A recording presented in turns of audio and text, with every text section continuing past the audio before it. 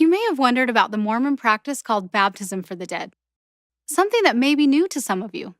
So what is baptism for the dead? Where is it done? And why is it important to Mormons? First, let's talk a little bit about baptism for the living. 2,000 years ago, Jesus went to the Jordan River where he was baptized by immersion, lowered fully under the water by John the Baptist. By doing this, Jesus showed us two things. One, that everyone needs to be baptized, even he, being perfect. And two, a baptism must be performed by someone with authority from God. The Bible refers to this as priesthood. Why did Jesus go to John to be baptized? Because John had this priesthood. Jesus set the example for all of us. But here's the problem. What about those millions of people who died without baptism? Or were baptized, but without proper authority? How is that problem solved? God has a way to provide an opportunity for all his children to accept the gospel. This is where Mormon temples and the practice of baptism for the dead come in. Mormons don't baptize dead people. They use proxies, living stand-ins, to represent those who have passed away without proper baptism. Let's explain proxy a bit. Your math teacher couldn't make it to class because she was out sick, so she arranged for a substitute, a proxy, to fill in for her. And you'll remember from the Bible that Jesus suffered for our sins. He also acted as a proxy.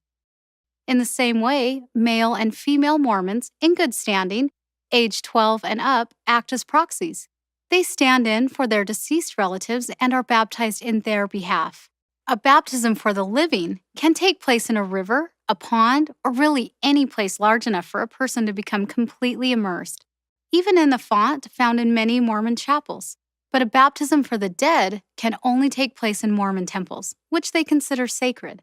Like baptisms for the living, these proxy baptisms are also by immersion and with priesthood authority, and each one is witnessed and recorded. And that's why Mormons are so interested in finding their ancestors, so they can do a proxy baptism for them.